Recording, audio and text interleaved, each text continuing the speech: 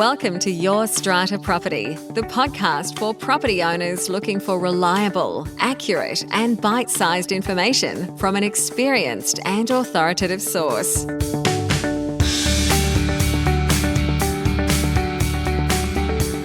Hello and welcome to this week's podcast episode. I'm your host, Strata lawyer Amanda Farmer, and the guest I have for you this week is Alisha Fisher.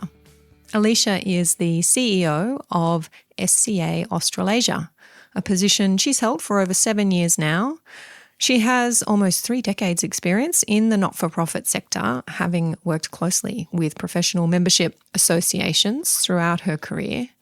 A couple of weeks ago, SCA launched a new marketing campaign across Australia and New Zealand, encouraging strata owners to ask one specific question when they're looking to engage a strata manager.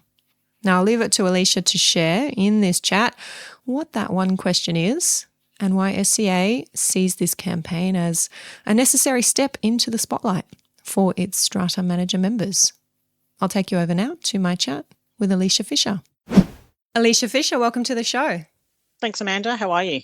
I'm doing very well, thank you. We were just chatting off air about the bit of travel that we've both been doing and happy to be in our respective homes for the time being.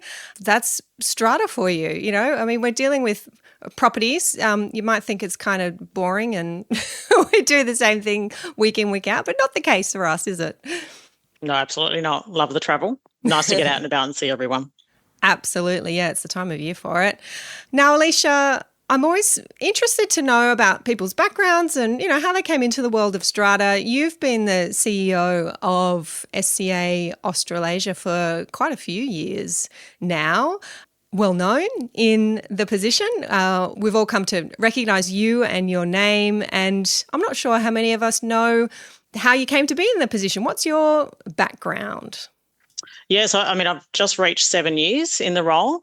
So my background, I actually joined professional membership associations when I was 18 and I haven't left. I've continued through a range of different industry sectors and I love supporting communities. And when I say communities, I more mean membership communities rather than the strata communities. Mm-hmm. And all of the roles have been around bringing that professionalism and education piece to the role and the industries. Yeah, so your background is memberships and membership associations. That may give us a little hint about why maybe we've seen things changing with SCA in recent years under your leadership, bringing some of that knowledge from outside strata and using it to move us forward. Is that kind of how you see it as well? Yeah, absolutely. When I was brought in 7 years ago, it was really to look at how do we strengthen the SCA as a body, we had multiple accreditation programs, different code of ethics, everyone was doing different education. And so the goal, and we're still working on the goal, is obviously have everything streamlined. So we now have one national accreditation pathway, which we have had for the last 6 years. We have only just achieved our one national code of ethics, and we're hoping in 2026 to have our registered training organisation up. So we have quality education being delivered. Excellent. So right now, Alisha, SCA National has launched a new campaign, which you're calling Your Property, Our Priority. And it's all about encouraging owners, as I understand it, to ask one simple question. Can you share a bit about that? How was this campaign born? And of course, what is the question that we're wanting owners to ask? Yes, obviously last year was a challenging year for lots of managers, and that was a perception that was put through the industry that managers are all tarred with the same brush, and we know that's not the case. There are a lot of well-educated, very passionate managers that support their communities day in, day out. And so this was around ensuring that owners are choosing the right manager. They need to know what good looks like, and we don't want them just choosing someone for the price. So that's really where this came from, of choosing someone who can bring value to their community. And the question that you're encouraging owners to ask with this campaign? Ask if they're an SCA member. Are you an SCA member? All right. So what is it about SCA members that you say separates them, makes them great strata managers, is what good looks like? Yeah, I mean, I think the main thing is that they all abide by a national code of ethics, and we do have a complaint management process that's streamlined across all the regions. They all have continual education that they're doing in their regions. It's varied across all the regions, but majority of them are kept up to date with legislation changes and requirements. And they've got that initiative to continue their professional development on a regular basis. And I think also they have access to lots of best practice guides on how do they run a strata management practice in the right manner. And how do you answer questions from owners, which, I'm sure have been coming up? You mentioned the last 12 months being tough, media reports, SCA members at the forefront of some of those media reports. Do you have questions from owners, or are you expecting questions from owners saying, well, yeah, we've had an SCA member who's been our strata manager, or we've seen SCA members in the news. What's changed? What's new? How is SCA dealing with or recovering from that and showing us that things are going to be different for their members moving forward? Yeah, what it's actually done is probably make all members look into their businesses. So, unpacking their policies and procedures, the way their staff are communicating with their owners, they're increasing transparency with communication. A lot of businesses are looking at digital opportunities to give more access to owners. So I think it's really just changed the mindset of a lot of the businesses to look into the future of where we want the industry to be. And where do you think that is? I'm really interested to hear from strata managers at the moment with the rise of AI. Tech always, has been there changing things. What does the future of strata management look like for SCA? Yeah, I mean, definitely AI is a new thing for a lot of the businesses. We've got a lot of small businesses that probably haven't even looked at that yet. But, we're spending so much time as strata managers working on the tiny little pieces of information that needs to be done, whether it's invoicing, finance, etc. But we really want the managers to be able to spend more time working with their clients and adding the value where they can, even if it's looking at future sustainability options, remedial work within their properties. There's a large ageing stock that's happening and obviously building defects, but there's so much managers could be doing, and we're spending so much time, I suppose, on the little compliance red tape things. So it's really looking at how do we use technology smarter to enable managers to have more time. I think the other thing is that there's not going to be enough strata managers to support the communities that are coming through because, as you know, there's a rapid growth in the sector of buildings. And so we want to make sure we have enough managers that can support all of the strata communities. And how is SCA planning to support managers with this? I mean, I agree. It's a big shift that the tech is forcing managers to make from, the words that I use in a lot of my education is from being a post box, from, doing that paper shuffling, funneling one piece of communication from one party over to another. That's not going to be enough anymore because the tech can do that. The AI can do that. Stepping up into that role of trusted professional advisor, someone who the buildings can turn to when they're in the midst of that building defects remediation project or wanting that advice on sustainability. I think we all recognise that that's the shift. What is it that SCA is doing now or planning to do in the future to help its members in particular to make that shift? Yeah, I mean, a lot of our regions have been running smaller sessions with their members to try and unpack what does it even mean for the sector and how can we look in different ways of being efficient. We have upcoming workshops that will be held for our members, especially the smaller members. As I mentioned, 80% of the members have under 5 staff, so they are small businesses and we want them to have more time with their clients. Nice. I mean, that's what I'm hearing from owners as well, that they want from their strata managers. Returning to the campaign, what's the measure of success for this campaign? Or maybe what's the aim? Is this about increasing membership or is it about just more owners using SCA members, all of the above? How do you measure the success? Yeah, I mean, I think for us, it's around, firstly, our managers being asked if they are an SCA member by owners. That would be the biggest thing because that means that we've had the outreach and what we want. We want owners to make better choices in the strata manager they're choosing, whether that's a manager that's new in the industry and can bring something, a new idea to their community, or whether it's someone who's been in the industry forever. We want them to actually unpack the education and the experience those managers have to make sure they're choosing the right person. There are obviously lots of managers out there that have low costs and you're just paying for, I suppose, that administrative compliance piece. But is that what you're after? And so I think each community needs to understand what they're after by their strata manager and then choose that manager based on that skill that they're requiring for their property. So it's horses for courses, right? As you've said, some buildings feel like maybe they can partially self-manage and they just want that license holder there to tick off the compliance piece. Others really do want the hand-holding or the committee just, professional people, don't have time, don't want to be involved. They want that really hands-on manager. Is it the case then that you see that the SCA members stepping into that, they're going to be the ones who are those more skilled, professional, maybe higher priced managers?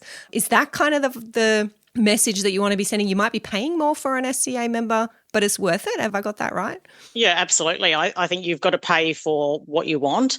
One of the analogies we use all the time is, you spend a fortune at the mechanic on a regular basis for your car that might be $30,000, but you have a property, and in most cases around Australia, it's over $1 million, and, you're choosing the lowest priced strata manager. And really, that's not the best thing for your asset.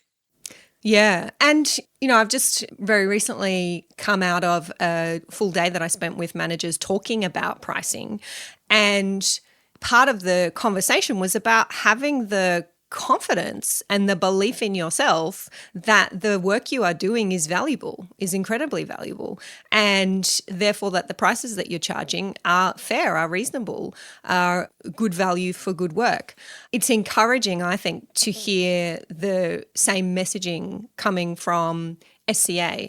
Can you say any more about what you're doing with your members around that pricing conversation? I mean, we're in a real period of reform now, especially in New South Wales, where for SCA members, 1st of January, no more commissions if you want to remain an SCA New South Wales member. And we're expecting, I want to be hopeful about this, expecting maybe some legislative reform around that area next year as well. From the pricing perspective, and I know you're with your SCA national hat on, but can you speak to how SCA is helping its members with those kinds of conversations? Yeah, absolutely. I mean, I think the first thing to remember is that by removing commissions, you're actually not going to save money as an owner. This is a replacement of the commission revenue. Strata managers are doing a lot of work for the commission that they're currently receiving through the insurance. It's a massive piece of work that has to be done to make sure that your asset is insured to the value that it needs to be, and that, if something happens, that you have that coverage that's required. So it's a replacement of the revenue. So that will have to come in the form of an invoice or across the management fees directly paid by the consumer. So it's just a shift in that mindset, and we want to make sure managers are remunerated for the work they're doing. Over the last 5 years or more, there's been evidence through Macquarie Bank that managers are absorbing all these costs, and especially this year in New South Wales, there's a lot of new compliance requirements, and we're not anti-compliance. It's absolutely a great thing. However, that increases the time managers have to spend, but it also increases the cost for owners' corporations to make sure they're compliant, because a lot of the compliance is on the owners' corporation, not the manager.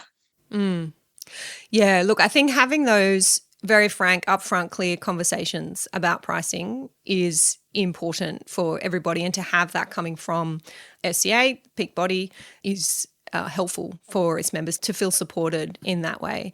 It was only very recently I spoke to John Trowbridge on the podcast, and he was saying something similar about what you're saving on the commissions, is going to be made up for in your agreed services fees. They're going to have to go up.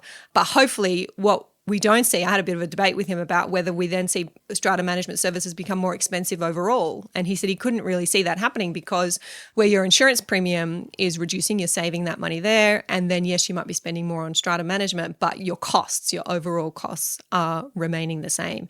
Is that what SCA is hoping to see as well? I think in an insurance setting, that's probably correct. The only thing to point out is that strata management fees have remained quite steady over the last 5 to 10 years. And so that's a concern, that managers aren't charging their real value.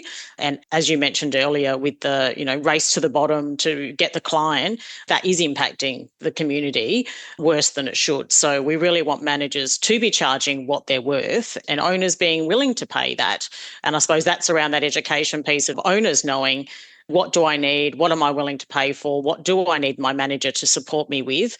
And then paying the right price for that manager. Yeah, just returning there then to the campaign, and you've got a website which I will link to in the show notes for the episode so listeners can go over and check it out. askthequestion.strata.community. And I can see on that page, you're trying to do some of that heavy lifting of explaining to owners, committees, those who come and visit this page, what it is that Strata managers do. And it's great to see some faces there, some familiar faces on the page where you've done some video interviews. I mean, it seems to me that that's a huge piece. It's fair enough to ask owners to look for and to select an SCA member, but the step before that is really understanding what it is that a Strata manager does. Have you got other plans around this campaign in terms of getting that message out there? I know it just kicked off, I think, within the last week or so that we're speaking, that general message, not just about SCA members, but about Strata managers and what they do. Yeah, we have a lot of key information that we're providing to owners, and we're looking at finalising some guides that will support them in then obviously identifying what they're after. And so then when they're talking to managers, they can ask if that's included in their service. I think a lot of owners don't know what's included in their management agreements, and we quite often have managers call us and say, my manager's not doing A, B and C, and then we look at the contract and we say, your manager's not contracted to do A, B and C. So I think it's that misunderstanding and making sure that they're getting what they've required and what they've asked for. Lots of owners listening to this podcast, Alisha. This is an opportunity to hear from you what you see the top challenges are for your Strata managers. What do you want owners to know that they might not already know about these challenges that Strata managers are facing? Yeah, I mean, I think the biggest challenges for managers is that there's a lot of owners out there that don't understand their legal obligations managing their communities. Owners, corporations, and or body corporates, depending on which region you're in, they have a responsibility, and the manager is there to guide and to assist and to support, and it's actually their obligation. So that's probably the first challenge. And then that ties into obviously maintenance, and properties aren't being maintained. There's a lot of owners that are pushing back on spending on maintenance. And then the flow on of that is insurance, because if you're not maintaining your property and making sure your asset is growing, you're going to have increased insurances because your property is deteriorating. So I think they're probably the key challenges at the moment. And the final one is expectations of owners. Since COVID, it's obviously been a massive increase that people want everything now. And managers are managing and supporting a lot of communities and doing their best to give the greatest service they can. But yes, expecting a response, within an hour, if it's not urgent, is not likely. Yeah. I mean, when you stop and think about how many clients a Strata manager has, it's not just the building that signed the contract. It's a building then that potentially has hundreds of owners in it. That's why we hear about inboxes with, 1,000 emails on a Monday morning. That's how that happens. A difficult job, that's for sure. Just returning to the education point, over years of having these conversations and doing this podcast, I've heard different points of view. Education always comes up. It's always central to this conversation about how we do Strata better. But I'll hear from owners that Strata managers need to be better educated. I'll hear from Strata managers that owners need to be better educated. Do you think that there is a role for the Strata manager to play in doing that education, in educating owners, committees, their clients? Some Strata managers will say, not my job. These people have purchased these properties. They should know what they're getting into. It's the job of the sales agent or the conveyancer, or they need to go and do their own education. I'm not a teacher. Other managers will say, yeah, that is part of my role as the professional advisor.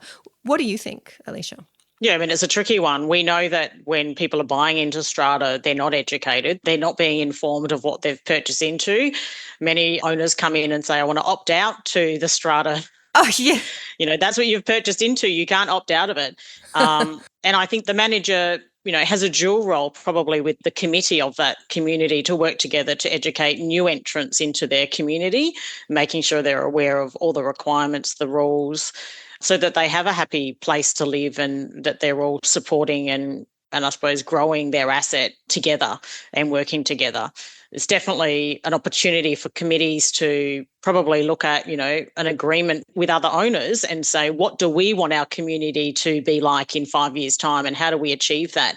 And, that's where the managers can bring their knowledge and expertise to provide that guidance and support and education, because sometimes you've got to start looking at stuff, especially if you're looking at that sustainability area.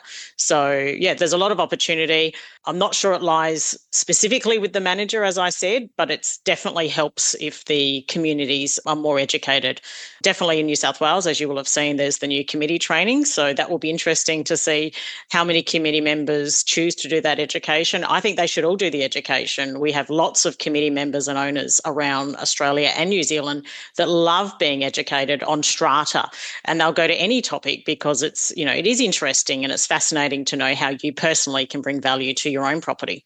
And I'm sure we're preaching to the converted here for the listeners of this podcast who love learning about strata. That's why they're tuning in.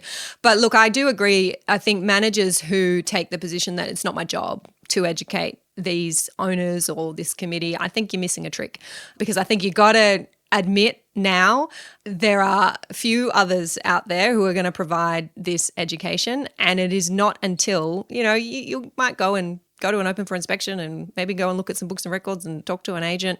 Maybe if you're clever, talk to a lawyer before you buy. But you're really not, as a purchaser, going to be all that interested or all that invested until you are there as the owner, paying the levies, as you say, asking these questions, going to the meetings. So the strata manager really is that first point of contact and place for owners to be asking questions. And in my view, that is the role of the modern day strata manager, part of the role of the modern day strata manager. And I just think it's so much easier, isn't it, to be working with well-educated owners and committees. Why managers wouldn't want that, I don't know. But, maybe some non-SCA members want to keep their clients in the dark about things. Definitely, with all the new legislation changes that occur on a regular basis across all regions, there is no way owners have the time to be across that. And we know that the government departments try to educate owners, but they're really not getting out to everyone. And so, definitely, it's the manager's role to make sure that they understand their obligations, to give them that knowledge so that they are making the right choices and decisions. And as I mentioned, it's the manager's not the one that's got the obligation to maintain that property. It's the owners. So they need to be aware of that requirement. Yeah. Does SCA or anyone have data on how many buildings or the proportion of buildings across the country are managed by SCA members? Is that a thing that you can track? Yeah, absolutely. Probably more, we track how many lots managers are looking after. So we do know how many lots from the University of New South Wales Strata Insights report, how many lots are within each of the regions. And then annually our members advise us of how many lots they are managing. So yeah, we do have quite large numbers. There's obviously a lot of self-managed schemes in the smaller regions. But when you're talking about the larger regions like New South Wales, our managers are managing over 75% of the lots in New South Wales. So it's quite a large proportion. Okay, interesting. Yeah. So in terms of measuring the success of your campaign, that should be data that you can revisit fairly confidently, yeah, and see how many more you have managed by SCA members. Definitely, yeah. All right, Alisha, as we wrap up, tell me, what is the single most compelling reason for a building, a community, to work with an SCA member manager? So basically for us, Strata is home to millions of Australians, and we want to make sure that they are choosing someone that can bring great value to their property and work together with them for the future. Fantastic. Well, where is the best place for our listeners to go to find out more about the Your Property, Our Priority campaign? And if they're looking for a manager and they want to check out what SCA has to offer in their state, where should they go? They can go to our website. So at the moment we do have for this campaign the Ask the Question.strata.community is where they can go at the moment. There are lots of owner resources. There's a directory of our members. As you mentioned, we have education that is running around all the regions as well. So we welcome everyone to come to the website. Excellent.